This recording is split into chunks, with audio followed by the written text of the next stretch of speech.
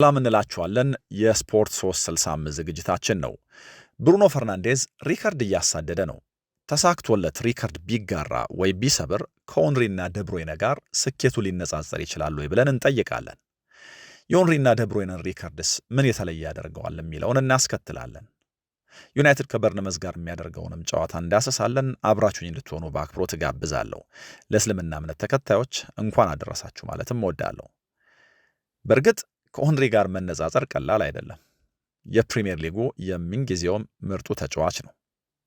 የባለንዶር እየተገባው ያላሳካ በጣም ትልቁ ተጫዋች እንደሆነም ብዙዎች ይስማማሉ። ይሄ የኔ ብቻ ሐሳብ አይደለም። ተጫዋቾች በስኬታቸው በተጽዕኗቸው ሲመረጡ የፕሪሚየር ሊጉ ሆል ኦፍ ፌም የመጀመሪያ ኢንደክት ያደረጋቸው ኦንሪንና አለን ሺረርን ነው። በኦንሪ ጉዳይ ሁሉም ይስማሙበታል። የአሁኖቹ የቀደሙት እንግሊዞቹ ብቻ ሁሉም። ለዚህ ይመስላል ፈርናንዴዝ ከወዲሁ ሪከርድ ሳይጋራ ወይ ሳይሰብር ቢሰብረው እንኳ እንደ ኦንሪ ወይ ደግሞ እንደ ደብሮይን አይደለም የሚል ክርክር የተጀመረው። በእርግጥ በፈርናንዴዝ ጉዳይ ሁለት አከራካሪ ሐሳቦች ያሉ ይመስለኛል።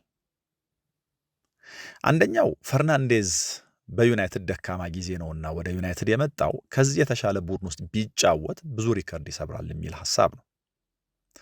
ሌላኛው ደግሞ የለም የቡድኑ ደካማነት ነው ፈርናንዴዝን ያጎላው የሚል ሐሳብ ነው። ሁለቱም ውስጥ የሆነ እውነታ አለ።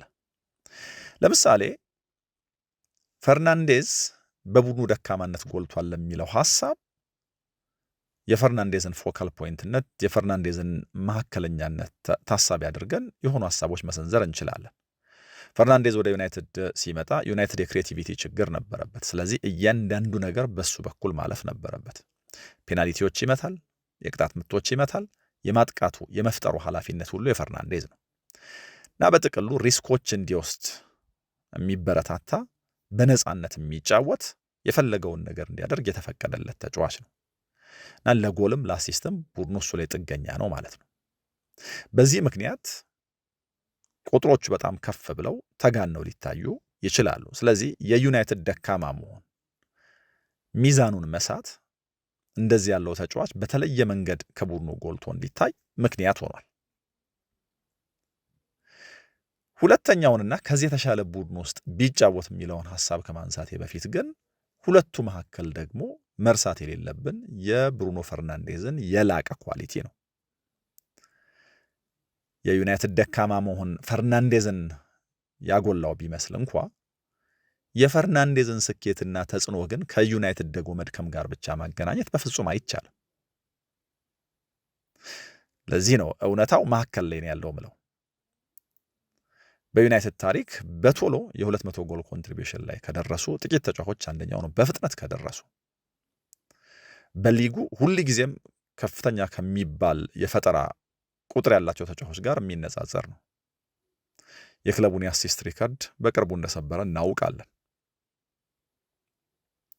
እና የሚያሳየው ብቃት የሚፎካከርበት ደረጃ አየለም በቡድኑ ደካማነት የጎላ ሳይሆን በተጫዋቹ የላቀ ብቃት የሚታይ ነው የሚል ሐሳብ ሰዎች እንዲያነሱ የሚያስገድድ ነው። ሁለተኛው ግን ሐሳብ ከዚህ የተሻለ ቡድን ውስጥ ተጫውቶ ቢሆንስ ኖሮ የሚል ነው። እንግዲህ አሁን ከዚህ የተሻለ ቡድን ውስጥ ተጫውቶ ቢሆን ኖሮ የሚለው ሐሳብ ለብዙ የዩናይትድ ደጋፊዎች ፈርናንዴዝን ሲያዩት ለምሳሌ ሲቲ ውስጥ ተጫውቶ ቢሆን ደግሞ አሁን ለዋንጫዎች እየተፎካከረ ያለው አርሰናል ውስጥ ተጫውቶ ቢሆን ማድሪድ ወይ ባርሴሎና ቢሆን ኖሮ በጣም ብዙ ሪከርዶች አያሰብረውም ወይ የሚል ጥያቄ ያስነሳል። እውነት ነው እንደ ፈርናንዴዝ ያለ ተጫዋች ከሃላንድ ጋር ቢጣመር ሃላንድ በጣም ብዙ ጎሎች ሊያስቆጥር እንደሚችል እናስባለን። በተለይ ደግሞ የዘንድሮ ሲቲ ውስጥ ግን ደግሞ ይሄም ሌላ ጥያቄ አለው። ከዚህ በፊት የነበሩት የሲቲ ቡድኖች ውስጥስ ቅድም አሁን ፈርናንዴዝ በነፃነት ውስጥ ጎልቷል።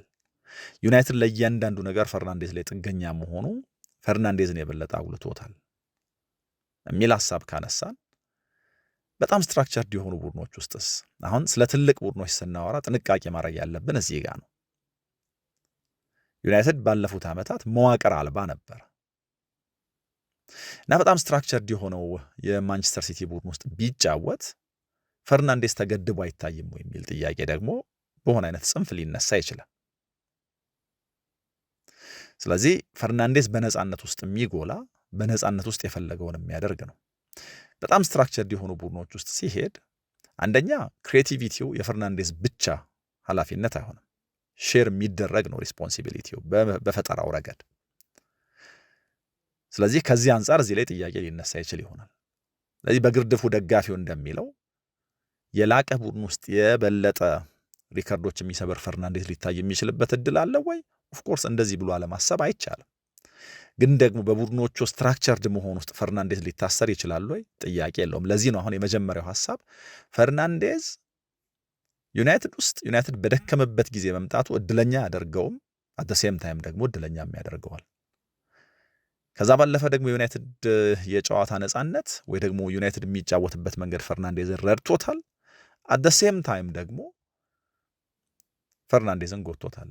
ለምሳሌ በእነዚህ ሁሉ ዓመታት ቡድኑ እንደፈለገ ይድከም፣ ከኋላ እንደፈለገ ያፍስ፣ በንጽጽር ግን የፈርናንዴዝን ኳሶች ወደ ጎል መቀየር የሚችል የላቀ አጥቂ ቡድኑ ቢኖረው ኖሮ ቁጥሮቹ ከዚህ በላይ ከፍ አይሉም። እዚህ ላይ አንከራከርም። ግን አንድ እንደ መደምደሚያ ልናነሳ የምንችለው ነገር በጣም ኬዎቲክ የሆኑ ቡድኖች ውስጥ ብሩኖ ፈርናንዴዝ የበለጠ ይጎላል። ሚዛናቸውን ጠብቀው ለመጫወት የሚሞክሩ ቡድኖች ውስጥ ግን በዚህ ልክ የመጉላቱ ጉዳይ ደግሞ ስላልተጫወተበት ወይ ደግሞ በአጋጣሚዎች እንደዚህ ባሉ ጊዜያቶች እንዳየነው ተጽዕኖ ቀንሶ ይታያል። ያለ ጥርጥር አንድ ማለት የምንችለው ነገር ግን ፈርናንዴዝ ዩናይትድን ሁሌም የተሻለ ያደርገዋል ወይ ደግሞ ያስመስለዋል። ፈጠራው፣ አሲስቶቹ፣ በየጨዋታው የመገኘቱ ጉዳይ ለዩናይትድ ባለፉት ዓመታት ብቸኛው ተስፋ ነበር። ስለዚህ ይሄ ክርክር በፈርናንዴዝ ጉዳይ በትልቁ ሲነሳ ይኖራል። ምክንያቱም ከዚህ በኋላ ምናልባት በአምስቱ የአውሮፓ ትልልቅ ሊጎች ለሆነ ደረጃው ከዩናይትድ ለላቀ ቡድን ይጫወታል ተብሎ አይታሰብም። 30ዎቹ ውስጥ ነው ያለው። ይሄ ዓለም ዋንጫ ዓመት ነው። ከዓለም ዋንጫ በኋላ ውሳኔውን ሲያሳልፍ ወደ ሳውዲ ወይስ ደግሞ ወደ ሌሎች ክለቦች ይሄዳል የሚለው ያልተፈታ ጥያቄ ነው። ልክ ነው። በትልቅ ደረጃ ለተወሰኑ ዓመታት መጫወት የሚያስችል አቅም አለው። በዚህ ልክ ዩናይትድ ውስጥ ተጽዕኖ የፈጠረበት ዓመት የለም። በጣም አስደናቂ ሲዝን ነው እያሳለፈ ያለው። ግን ደግሞ በዚህ አስደናቂ የውድድር ዘመን ውስጥም ቅድም መነሻ የመንደርደሪያ ላይ እንዳልኩት ክብረ ወሰን ቢሰብር በኦንሪና በደብሮይነ ደረጃ ይቀመጣሉ የሚለው ሐሳብ ማከራከር ጀምሯል። የብሩኖ ፈርናንዴዝ አብዛኞቹ ኳሶች ከቆመ ኳስ የተሰጡ ናቸው ወይ ደግሞ ሴት ፒስ ላይ ጥገኛ ነው እነዚህን ኳሶች ለመስጠት እና ደግሞ ዩናይትድ ስኬጁሎቹ ቀላል ነበሩ፣ ፈርናንዴዝ እነዚህን አሲስቶች በሰጠበት አጋጣሚ የሚል ክርክር ለምሳሌ የሚያነሱ ሰዎች አሉ። ትክክል ነው ወይ ለመፈተሽ እንሞክራለን። ለዚህ ነው ከፈርናንዴዝ ሰሞንኛ ብቃት ጋር የኦንሪና የደብሮይነ ስም በጣም በተደጋጋሚ የሚነሳው። እንግዲህ የፕሪሚየር ሊጉን የአሲስት ክብረ ወሰን ለመጋራት ወይ ደግሞ ለመስበር ከበርነመዝ ጋር የሚያደርጉትን ጨዋታ ጨምሮ 8 ጨዋታዎች አሏቸው። 16 አሲስቶች አሉት። ለመስተካከል 4፣ ሪከርዱ ለመስበር ደግሞ 5 ይቀሩታል። ዛሬ የሚገጥሙት በርነመዝ ለ250 ምናምን ደቂቃዎች ጎል አልተቆጠረበትም። ካለፉት 4 ጨዋታዎች 1 ጎል ብቻ ነው የተቆጠረበት እና በመከላከል በጣም ጥሩ ሪከርድ ወይ ደግሞ ጥሩ ጉዞ ላይ ነው ያለው እና ፈርናንዴዝ እዚህ ጨዋታ ላይ የጎል ኳስ ይሰጣል፣ ሪከርዱን የበለጠ ይቀርባል ወይ? ትልቅ ጥያቄ ነው። ግን ከኦንሪና ከደብሮይነ ጋር የመነጻጸርን ጉዳይ ነውና እያነሳን ያለ ነው። መጀመሪያ ፈርናንዴዝ ምን ያክል ቅርብ ነው የሚለውን ነገር እናንሳ። እንግዲህ በአንድ የውድድር ዘመን በአንድ የፕሪሚየር ሊግ የውድድር ጊዜ የፈርናንዴዝ ከፍተኛው የአሲስት ድምር በዚህ የውድድር ዘመን ያስመዘገበው 16 አሲስት ነው። የክለቡን ሪካርድ ሰብሯል። እንግዲህ የቤካምን ከዛ ደግሞ የናኒም ሪካርድ ነበር አስቀድሞ የተሰበረ 2010-11 ይመስለኛል የ14 አሲስቶች እና ሪካርድ ላይ ሪካርድ እየሰበረ ነው እየመጣ ያለው። በእርግጥ ቡድኖች ስዊች ስላደረገ ካልሆነ በስተቀር ከሊድስ ግማሽ የውድድር ዘመን ላይ ወደ ዩናይትድ ስለመጣ ካልሆነ በስተቀር 92-93 ኮንቶና 16 አሲስቶች ነበሩት። ግን ደግሞ ለሁለት ቡድኖች የተመዘገበ ነው እና በዚህ ምክንያት የፈርናንዴዝን አሲስቶች በጣም በተለየ መንገድ ዩናይትድ ውስጥ ልናይ እንችላለን። እና አሁን እንደ ከዚህ ቀደሙ ለቤካም ሳይሆን የቀረበው የቤካምን ሰብሮ ለኦንሪና ለደብሮይነ ነው። ሪካርዱ መቼ ሊሰበር ይችላል? እንግዲህ ቁጥሮች እንደሚያሳዩት ፈርናንዴዝ የፕሪሚየር ሊጉን የአሲስት ሪካርድ ሊጋራ የሚችለው አሁን እንግዲህ በየ90 ደቂቃው የፈርናንዴዝ የጎል ኳስ የማመቻቸት ሬት 0.61 ነው። ስለዚህ በዚህ የ0.61 ፐርሰንቴጅ ከሄደ በየ90 ደቂቃው 0.61 ወይ ደግሞ ለአንድ የቀረበ አሲስት እያደረገ ከቀጠለ 4.9 ወይ ደግሞ ለ5 የቀረቡ አሲስቶች ያደርጋል ማለት ነው። ስለዚህ በዚህ ውድድር ዘመን እያስመዘገበ ከመጣው የአሲስት ቁጥር አንጻር ወይ ደግሞ በየጨዋታው በየ90 ደቂቃው እያስመዘገበ ከመጣው አማካይ የአሲስት መጠን አንጻር ከዚህ በኋላ በቀሩት 8 ጨዋታዎች 5 አሲስቶች ያደርጋል። ይሄ ደግሞ ክብረ ወሰን ያሰብረዋል ማለት ነው። 9 አሲስቶች ከመጨረሻ 10 ጨዋታዎቹ የተገኙ ናቸው። ይሄ ደግሞ ሪከርዱን የበለጠ እንዲሰብረው እድል ይሰጠዋል የሚያስብለው ጉዳይ ነው እና ይሄ ከሩበን አሞሪም መውጣት ጋር መገጣጠሙ የሚያስገርም አይደለም። ምክንያቱም ፈርናንዴዝ የበለጠ የሚፈጥርበት የጎል ኳስ የሚያመቻችበት የ10 ቁጥር ቦታ ላይ እንዲሰለፍ ካሪክ ስላደረገው እና አጠቃላይ በውድድር ዘመኑ በየ90 ደቂቃው 0.61 ነበር። ግን ካለፉት 10 ጨዋታዎች 9 አሲስቶች አድርጓል ብያቸዋለሁ። የዚህን ሬት ደግሞ ለብቻው ነጥለን የምናየው ከሆነ በየ90 ደቂቃው 0.93 ወይ ደግሞ ክሎስ ቱ 1 አሲስት ያደርጋል ማለት ነው። በዚህ የመጨረሻ 10 ጨዋታዎቹን ባደረገበት ሬት ደግሞ ከሆነ የሚጓዘው ቀደም 4.9 ወይ ደግሞ 5 ጎሎች ያስቆጥርና ሪከርዱን በአንድ ይሰብረዋል ነበር ያልኳችሁ። በዚህ ሬት በመጨረሻ 10 ጨዋታዎቹ ሬት ከሄደ ደግሞ በትንሹ በ3 ክብረ ወሰኑን ያሻሽለዋል ማለት ነው። ግን ይሄንን ስንል በጣም ጥንቃቄ የሚፈልጉ ነገሮች አሉ። ከዚህ ቀደም የፕሪሚየር ሊግ ልምድ መነሻ ተጫዋቾች በዚህ ልክ ተጉዘው ሪከርዱን እንዳይሰብሩ ምን አገዳቸው የሚለውን ማየት በጣም ጥሩ ነው። ለምሳሌ ለሪከርዱ በጣም ቀርበው የነበሩ 2 ተጫዋቾች ላንሳላችሁ። አንደኛው ሜሱት ኦዚል ነው፣ ሁለተኛው ሞሐመድ ሳላህ ነው። የአርሰናሉ ሜሱት ኦዚል የፕሪሚየር ሊጉ 18ኛ ሳምንት ላይ 16 አሲስቶች ላይ ደርሷል። በጣም የሚያስደንቅ ነው። አስባችሁታል? ቀሪ የ20 ሳምንት ጨዋታ እየቀረው አሁን ፈርናንዴዝ የደረሰበት ሪከርድ ላይ ደርሷል 2015-16። በጣም የሚያሳዝነው ግን በቀሩት ጨዋታዎች 1 አሲስት ብቻ ነው ያደረገው። ችግሩ ከኦዚል ነበር ወይ? በፍጹም። ኦዚልማ ኳሶቹን ይሰጣል፣ አጥቂዎቹ ግን በፍጹም ጎል ሊያስቆጥሩለት አልቻሉም። ኦዚል በዛ የውድድር ዘመን አጥቂዎቹ ከዛ በኋላ ባሉት ጨዋታዎች ጥቂቱን እንኳ ቢጠቀሙ ኖሮ በፕሪሚየር ሊጉ ታሪክ ምናልባት ድጋሚ ላይሰበር የሚችል ታሪክ ይሰራ ነበር ወይ ደግሞ ሪከርድ ይሰብር ነበር። የሳላህም ጉዳይ ከዚህ የተለየ አይደለም። ፕሪሚየር ሊጉ ሊጠናቀቅ 6 ጨዋታዎች ሲቀሩት ባለፈው የውድድር ዓመት 18 አሲስቶች ላይ ደርሷል። በጣም የሚያስደንቅ ሲዝን ነበረው ሊቨርፑል ሻምፒዮን ሲሆን በሊጉ እና ከመጨረሻዎቹ ጨዋታዎች 1ም አሲስት ማድረግ አልቻለም ሞሐመድ ሳላህ። የሚገርም ነው። ከዚህ አንጻር ካየ ነው እንደዚህ ቀርቦ እንደዚህ ጫፍ ደርሶም ሪከርዱን አለመጋራትና አለመስበር አለ። ግን ደግሞ ፈርናንዴዝ በመጣበት ሬት ይህንን ማድረግ ቢችል ሪከርድ መጋራት ብቻ ሳይሆን መስበር ቀላል እንደሆነ ደግሞ መናገር ይቻላል። የፈርናንዴዝ ደግሞ በጣም የሚያስገርመው እስከ ጥቅምት 19 ድረስ በፕሪሚየር ሊጉ 1ም አሲስት አላደረገም።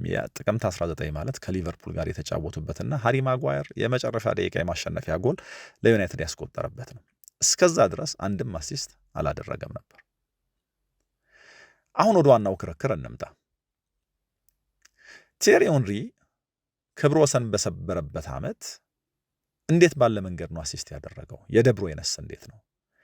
አሁን ፈርናንዴዝ ሪከርዱን ቢሰብር ወይ ደግሞ ቢጋራ በኦንሪና በደብሮይነ ደረጃ ሊቀመጥ ይችላል ወይ ወደ ተባለው ሐሳብና ጥያቄ ልውሰዳችሁ። የሐሳቡ መነሻ ከክፍት ጨዋታና ከቆመ ኳስ የጎል ኳስ ማመቻቸት ነው። ነገሩን በዝርዝር ለማየት እንሞክር።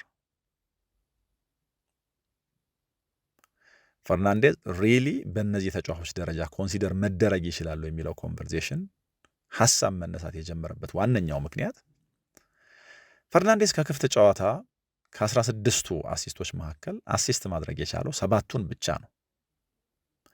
ሆንሪ ደግሞ ከ20 የጎል ኳሶቹ 18ቱን ከክፍት ጨዋታ ነው ያመቻቸው። ደብሮይነ ደግሞ ከ20 አሲስቶቹ 17ቱን ከክፍት ጨዋታ ነው ያመቻቸው። ስለዚህ ከክፍት ጨዋታና ከቆመ ኳስ ያው የቆመ ኳስ ጉዳይ ሲነሳ ለምሳሌ ተጫዋቾች ከማዕዘን ምት ኳስ ያሻማሉ። ከማዕዘን ምት የሚያሻሙት ኳስ የጥራቱ ጉዳይ እንዳለ ሆኖ ገጭውም ላይ ጥገኛ መሆን አለባቸው ኳስ ወደ ጎል እንዲቀየር። ለምሳሌ ፈርናንዴዝ እነዚህን የቆሙ ኳሶች ሲያሻማ እንደ ካሲሚሮ አይነት የቆመ ኳስ የሚጠቀም ተጫዋች ሳጥን ውስጥ ያስፈልገዋል። ባይሆን ኖሮ የብሩኖ ፈርናንዴዝ አሲስቶች ወይ ደግሞ የብሩኖ ፈርናንዴዝ ተሻጋሪ ኳሶች ጥራት ዋጋ ላይ ኖረው ነው። አርሰናል ውስጥ ዴክላን ራይስ እና ቡካዮ ሳካ ዴሊቨሪያቸው በጣም ያስደንቃል። ግን ደግሞ ማጋሌዥ ባይኖር ወይ ደግሞ እየገጩ ጎል የሚያስቆጥሩ የላቁ ተጫዋቾች ባይኖሯቸው የተጫዋቾቹ ዴሊቨሪ ዋጋ ያጣል። ስለዚህ ይህንን በዚህ መንገድ ማየት በጣም አስፈላጊ ይመስለኛል። የተሻጋሪ ኳሶች የቆሙ ኳሶች ጉዳይ ሲነሳ ፈርናንዴዝ እነዛን ኳሶች ሲያሻማ ለመግጨት አቅሙ ያለው ለማስቆጠር አቅሙ ያለው ተጫዋች የመኖሩ ጉዳይ ነው ይህንን እንደ አሲስት እንድንቆጥረው የሚያደርገን እና ለብዙ ሰዎች ከክፍት ጨዋታና ከቆመ ኳስ የሚሰጥ አሲስት አንድ አይነት ዋጋ የለውም። ከክፍት ጨዋታ አሲስት የሚያደርጉት ተጫዋቾች ሆንሪዎች፣ ደብሮይነዎች የተለየ ውበት ጨምረውበታል። በእንቅስቃሴ መካከል በተከላካዮች መካከል ሰንጣቂ ኳስ ሰጥተው በፍጹም የማይቻል የሚመስልን ነገር አድርገው ሜዳ ውስጥ አብዛኞቹ ተጫዋቾች ሊያስቡት የሚችሉትን እንኳ ነገር በማድረግ ነው እነዚህን አሲስቶች ያመቻቹት። የቆመው ኳስ ግን አስቀድሜ እንዳልኩት ከአሻጋሪው ብቻ ሳይሆን ከገጪውም ጋር የተገናኘ ስለሆነ ከክፍት ጨዋታ ከሚገኝ አሲስት ልክ ዋጋ ሊኖር አይገባም የሚል ነው ክርክሩ።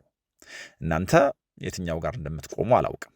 ለማንኛውም ሆንሪ ከ20ው 18ቱን ከክፍት ኳስ ከክፍት ጨዋታ፣ ደብሮይነ ደግሞ ከ20ው 17ቱን ከክፍት ጨዋታ። እስካሁን ድረስ ፈርናንዴዝ ከ16ቱ 7ቱን ብቻ ነው ከክፍት ጨዋታ ያደረገው። ከክፍት ጨዋታ በተሰጡ አሲስቶች ወይ በተደረጉ አሲስቶች ከለካ ነው ፈርናንዴዝ የፕሪሚየር ሊጉ የአሲስት ቀዳሚ አይሆንም። በእርግጥ በዚህኛውም የውድድር ዘመን የማንቸስተር ሲቲው ራያን ሸርኪ ከብሩኖ ፈርናንዴዝ በአንድ የበለጠ የክፍት ጨዋታ የአሲስት መጠን አለው። 8 አሲስቶች አድርጓል ከክፍት ጨዋታ። ብሩኖ ፈርናንዴዝ ሁለተኛ ደረጃ ላይ ነው ከሃላንድ ጋር በ7 የክፍት ጨዋታ አሲስቶች የሚስተካከለው። ስለዚህ ነገሩ የክፍት ጨዋታ ጉዳይ ከሆነ ፈርናንዴዝ እዚህ ኮንቨርሴሽን ውስጥ ላይገባ ነው ማለት ነው። 16ቱ አሲስቶች 5ቱ ለካሴሚሮ፣ 3ቱ ለሼሽኮ፣ 2ቱ ለማውንት፣ ከዛ በኋላ ዴሌት፣ ዶርጉ፣ ማጓየር፣ ኩና፣ ምቡሞና ዚርክዜ ደግሞ አንዳንድ ደርሷቸዋል። እነዚህ ተጫዋቾች ናቸው እነዚህን ጎሎች ያስቆጠሩት። የፈርናንዴዝ አሲስቶችም እነዚህ ናቸው። ስለዚህ ክርክሩ የሚያነሱት ሰዎች አየለም ሆንሪና ደብሮይነንማ ማንም አይስተካከልም ይላሉ። ግን ደግሞ የፈርናንዴዝን እንደዚህ ያለ ስኬትስ ማቃለል ይቻላሉ? ይህንን ክብር ቢጋራው ደግሞ ቢሰብር ሴት ፒስ ላይ ጥገኛ ስለሆነ በሴት ፒስ ጎሎቹ ስለተቆጠሩ ፈርናንዴዝን የሚደግፉ ሀሳቦች እንደሚቀጥለው ደግሞ ማቅረብ እንችላለን።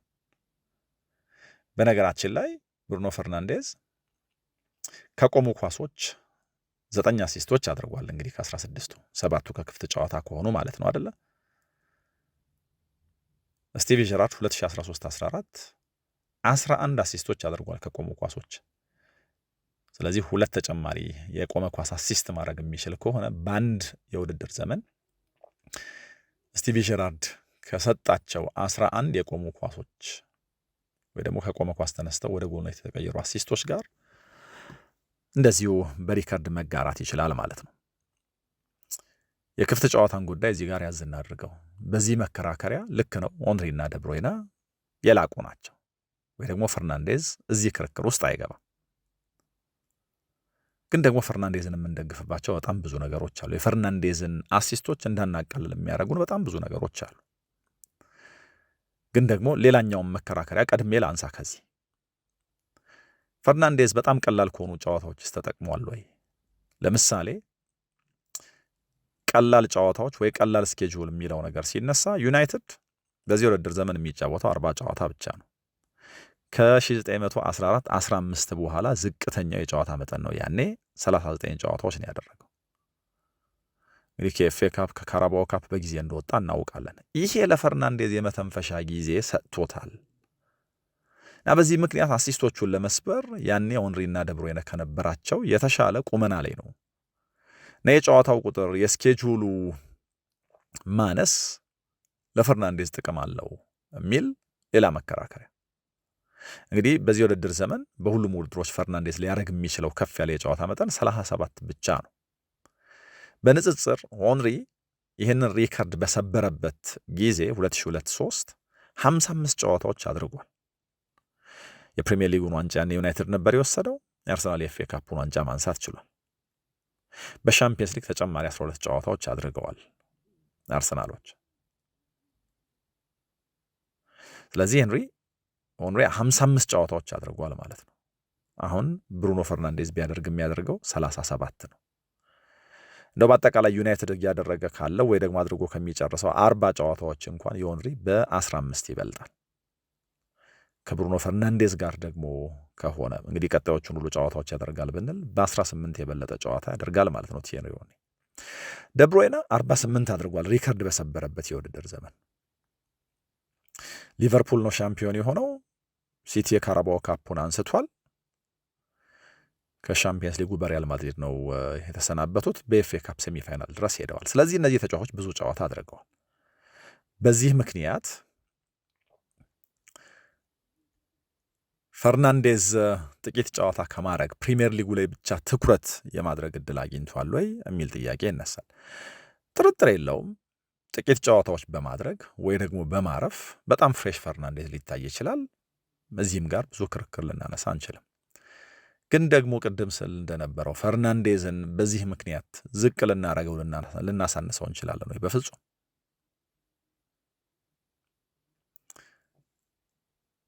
ምክንያቱም ፈርናንዴዝ በፕሪሚየር ሊጉ ታሪክ ካየናቸው የላቁ ፈጣሪዎች መካከል አንደኛው ነው። እንደው አሲስት የሚለውን የጎል ኳስ ማመቻቸት የሚለውን ጉዳይ ዘወር እንኳን ብናረገው እድል ከመፍጠር አንጻር በፕሪሚየር ሊጉ ፈርናንዴዝን የሚስተካከሉት በጣም ጥቂቶች ናቸው እና እድል ከማመቻቸት አንጻር ማንም ሊስተካከለው የማይችልን ተጫዋች በተለየ መንገድ ማናናቅ አይቻልም። ስለዚህ ፈርናንዴዝ እድል መፍጠር በሚለው ጉዳይ በጣም ልቆ ይቀመጣል። እንግዲህ የካቲት 2020 ነው ለዩናይትድ የመጀመሪያ ጨዋታውን ያደረገው እና ከዛ የካቲት ወር 2020 ጀምሮ በፕሪሚየር ሊጉ ከፈርናንዴዝ የበለጠ እድል የፈጠረ አንድም ተጫዋች የለም።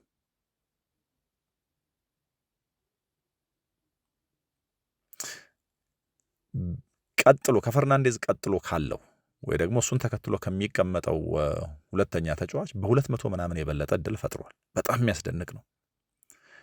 የጎልና የአሲስት መጠን ከዛ ጊዜ በኋላ ባለ ድምር ቢነሳ ሙሐመድ ሳላህ ብቻ ነው ከፈርናንዴዝ ፊት የሚቆመው። ይሄ ፈርናንዴዝን ስኬት በጣም የተለየ ያደርገዋል። ለዛም 2019-20 የመጨረሻዎቹን ወራት ነው የተጫወተው። ከዛ ውጪ ግን ከአምስት ሙሉ ሲዝኖቹ በአራቱ የፕሪሚየር ሊጉ ቀዳሚ ፈጣሪ ተጫዋች ነው። ይህ ውድድር ዘመን ሳያልቅ ማለት ነው። ይህንን ማናናቅ፣ ይህንን ዝቅ ማድረግ በፍጹም አይቻልም እና ደግሞ እነዚህ ፈጠራዎች ያስገኙትን ነጥብ ብናይ በዚህ ውድድር ዘመን በአሲስቶቹ ብቻ 18 ነጥቦች ለዩናይትድ አስገኝቷል። ይሄ ከቴሪ ኦንሪ እና ከደብሮይነ ጋር ሊነጻጸር አይችልም፣ ወይ ደግሞ ከነሱ በጣም በርቀት ከፍ አድርጎ ያስቀምጠዋል። በዚህ ረገድ ቅድም እነዛን መለኪያዎች አንስተን ደብሮይንና ኦንሪ በጣም የላቁ ስለመሆናቸው ስናነሳ ነበር። በእርግጥ የኦንሪን ጉዳይ በተለየ መንገድ ማንሳት ያስፈልጋል ከደብሮይንም ከፈርናንዴዝም። ምክንያቱም ኦንሪ 20 አሲስት ቢያደርግ 20 ጎል ደግሞ ማስቆጠር የሚችል ነው። ስለዚህ የሆነ ቀን የሆነ ተጫዋች 20 አሲስት አድርጎ እዚህ ኮንቨርሴሽን ውስጥ ሲገባ 20 ጎልስ አስቆጥሯል የሚል ጥያቄ ይነሳል። ምክንያቱም ኦንሪ ዋነኛ ስራው መፍጠር አልነበረም። ዋነኛው ስራው ጎል ማስቆጠር ነው። ስለዚህ ዋነኛው ስራቸው መፍጠር ከሆኑ ተጫዋቾች ጋር ነው የተወዳደረው። ዋነኛው ስራቸው መፍጠር ከሆኑ ተጫዋቾች ጋር ተወዳድሮ ባለ ሪከርድ ከሆነ ዋነኛው ስራቸው መፍጠር የሆኑ ተጫዋቾች ከኦንሪ ጋር እንደሚለው ሁሌ ሊስተካከሉ ወይ ደግሞ ሊነጻጸሩ የሚችሉት ዋነኛ ስራቸው ባልሆነው ጎል ማስቆጠር ተመሳሳይ የጎል መጠን ይዘው ሲጨርሱ ነው። ይሄ ደግሞ የሚቻል አይመስልም። ግን በዚህኛው መለኪያ ከሆነ የምናየው ለቡድናቸው በአንድ የውድድር ዘመን አሲስት ባደረጓቸው ኳሶች 18 ነጥብ ኦንሪም ሆነ ደብሮይነ አላስገኙም። ይሄ ፈርናንዴዝን በጣም በርቀት ከፍ አድርጎ ደግሞ ያስቀምጠዋል። እዚህ ጋር ፈርናንዴዝን ዲፌንድ ለሚያደርጉ ሰዎች ጥሩ ማሳያ ሊሆን ይችላል። አሁን በትልቁ የቲየሪ ኦንሪ የ2002-3 የደብሮይነ 1920 ሪከርድ ጉዳይ እንግዲህ የፕሪሚየር ሊግ ወደ መቋጫው ሲደርስ በጣም በትልቁ ወደ መነሳት መጥቷል እንዳልነው። ግን ይህንን ነገር ከማድረግ አንጻር ቅድም ያልኩት የኦዚል ጉዳይ አለ፣ የሙሐመድ ሳላህ ጉዳይ አለ። እንዴት ባለ መንገድ ነው የመጨረሻዎቹን ጨዋታዎች የሚያደርገው? እንዴትስ ባለ መንገድ ነው የሚያሳካው ቢለው በጣም አጓጊ ነው። ፈርናንዴዝን ልቀው የተቀመጡት እነዚህ ሁለት ተጫዋቾች በጣም ግሩም የውድድር ዘመን አሳልፈዋል። ግን ደግሞ የኦንሪንና የደብሮይን ሪከርድ ለመስበር ከፈርናንዴዝ ውጭ ሙከራ ያደረጉት ተጫዋቾች ቅድም እንዳልኩት ሜሱት ኦዚል፣ ሙሐመድ ሳላህ ምናምን አይነት ተጫዋቾች በጣም ብዙ የሚቆጩባቸው ነገሮች አሉ እና አሁን ፈርናንዴዝ እዛ ቦታ ላይ ተቀምጧል። ሜሱት ኦዚል ልክ 30ኛው ሳምንት ላይ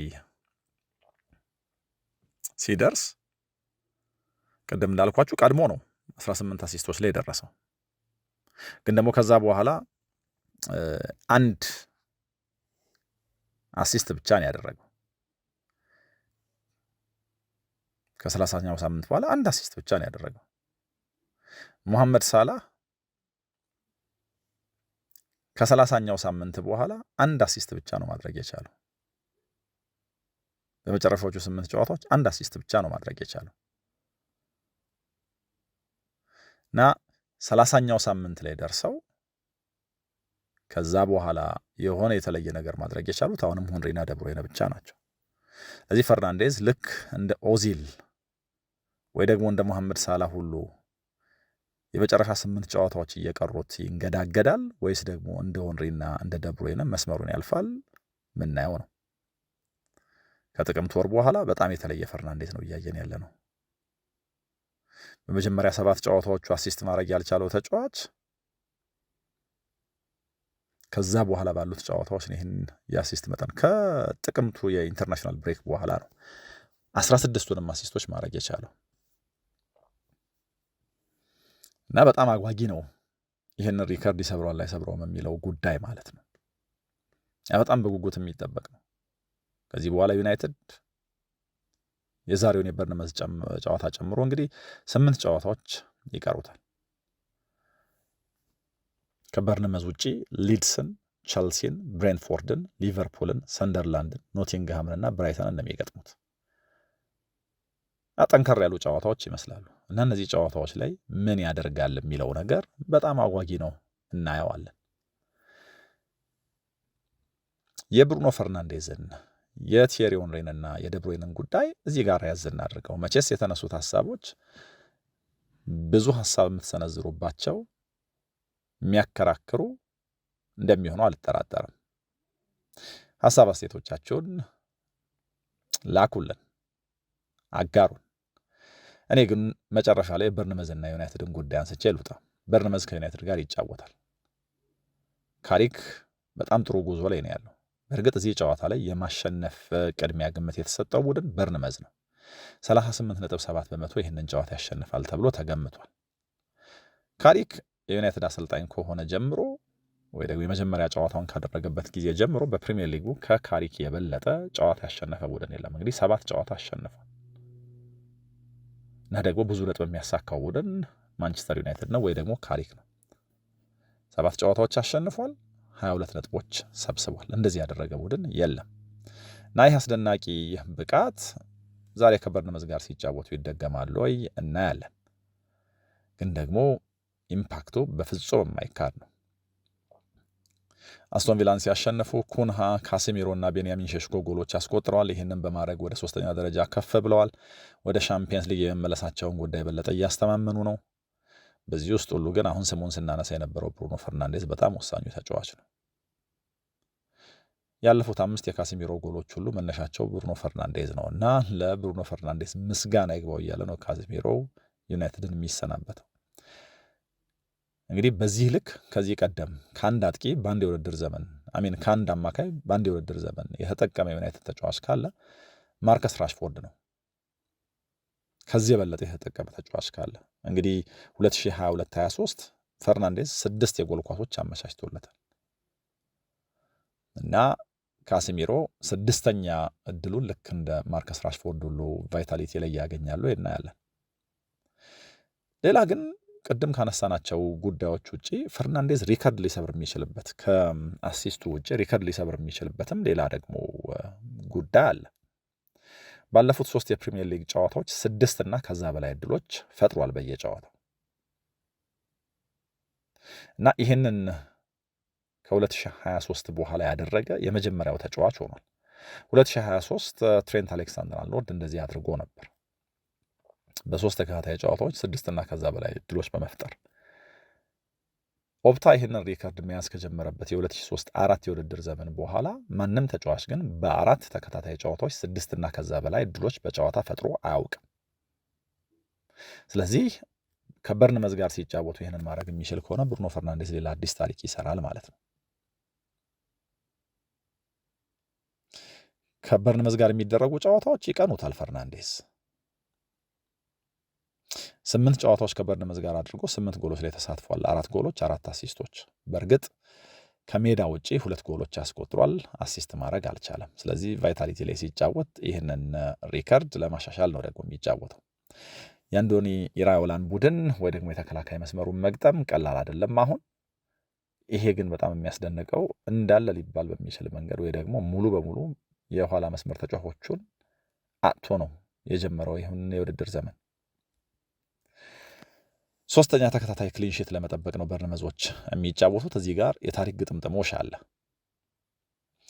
እንግዲህ ከ2019 በኋላ ለመጀመሪያ ጊዜ ይሆናል 3 ተከታታይ ክሊንሺት የሚጠብቁ ከሆነ ለበርንመዝ እና 2 ያለ ጎል አቻ ያጠናቀቋቸው ጨዋታዎች ሲደመር ዩናይትድን 1-0 ያሸነፉበት ጨዋታ ነው 3 ተከታታይ ጨዋታ ላይ ክሊንሺት የጠበቁት እና እንደ ግጥምጥሞሽ ሆኖ አሁን 2 ተከታታይ ጨዋታ ላይ ጎል ሳይቆጠርባቸው መጥተው 3ኛው ጨዋታ ከዩናይትድ ጋር ነው እና ዩናይትድን አሸንፈው ልክ እንደ 2019 ሁሉ 3 ተከታታይ ጨዋታ ላይ ክሊንሺት ይጠብቃሉ። 3ኛው ጨዋታ ያኔም ዩናይትድ አሁንም ዩናይትድ መሆኑ ነው ግጥምጥሞሹ። በርንመዝ በውድድር ዓመቱ ሁሉ 9 ክሊንሺቶች ጠብቋል።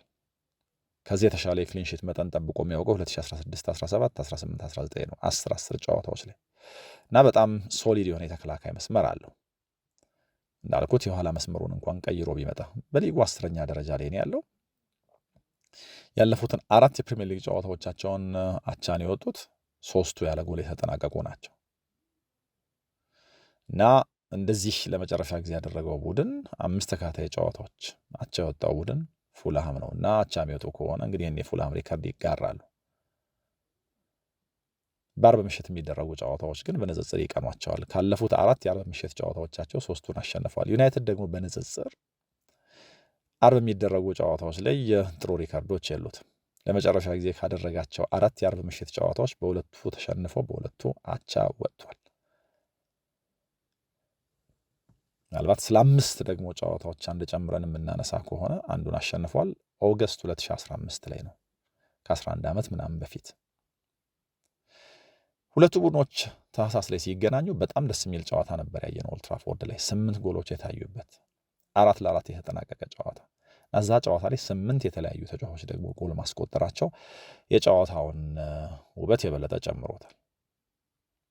በርንመዝ ከዩናይትድ ጋር ባደረጋቸው የመጨረሻ 5 ጨዋታዎች አልተሸነፈም። ሁለቱን አሸንፎ በ3ቱ አቻ ወጥቷል እና በዚህ መካከል በጣም ብዙ ጎሎች አስቆጥሯል። 13 ከዩናይትድ ጋር ከመጨረሻ 5 ጨዋታዎቹ 13 ጎል አስቆጥሯል። ከዛ በፊት ካደረጋቸው 12 ጨዋታዎች 10 ጎሎች ነበር ያገኘው። ወይ ደግሞ አሁን ከምንላቸው በመደዳ ከዩናይትድ ጋር ሳይሸነፍ ከተጫወተባቸው 5 ጨዋታዎች በፊት 12 ጨዋታ አድርጎ 10 ብቻ ነበር ያገባው። ከዛ በኋላ በተደረጉ 5 ጨዋታዎች ግን 13 ጎሎች ማስቆጠር ችሏል። ዩናይትድ ወደ ቫይታሊቲ ተጉዞ ያደረጋቸውን የመጨረሻ 2 ጨዋታዎች ከኋላ ተነስቶ አቻ ለመሆን በጣም ብዙ ተጣጥሮ ተሳክቶለታል። ባቻ ነው ያጠናቀቀው። እንግዲህ የዛሬው ጨዋታ እንደዚህ ባለ መንገድ ተጠባቂ ነው። ከ10 ሺህ በላይ ሲሙሌሽኖች አድርጎ የኦፕታ ሱፐር ኮምፒውተር ይህ ጨዋታውን የማሸነፍ 38.7% ግምት ለበርንመዝ ሰጥቷል። እንደ ኦፕታ ሱፐር ኮምፒውተር ግምት ይሆናል ወይ ጨዋታው? እናያለን። የዩናይትድ ግስጋሴ፣ የዩናይትድ ማሸነፍ፣ የዩናይትድ የሻምፒየንስ ሊግ እግር ኳስ አግኝቶ የመጨረስ ሙከራ እንደዚሁም ባለ ጨዋታ ይጠናከራሉ ወይ እናያለን። ወይስ በርንመዝ እንደተባለው እንደተገምቶ ያሸንፋሉ ወይ? የጨዋታው መልስ ይኖረዋል። የብሩኖ ፈርናንዴዝን የቲየሪ ሆንሪንና የኬቪን ደብሮይነን የአሲስት አይነትና ጉዳይ ወይ ደግሞ በእነዚህ አሲስቶች ጉዳይ ያለው መከራከሪያ የዩናይትድና የበርንመዝን ጨዋታ ደግሞ የዛሬ ግምት ማስመልክተን ያነሳ ነው ፕሮግራማችን ይህንን ይመስላል። አብራችሁኝ ስለነበራችሁ ከኔ ጋር ስለቆያችሁ ምስጋና የላቀ ነው። ከጨዋታው በኋላ ደግሞ በሌሎች ጉዳይ እንመለሳለን። ሰላም ሁኑ።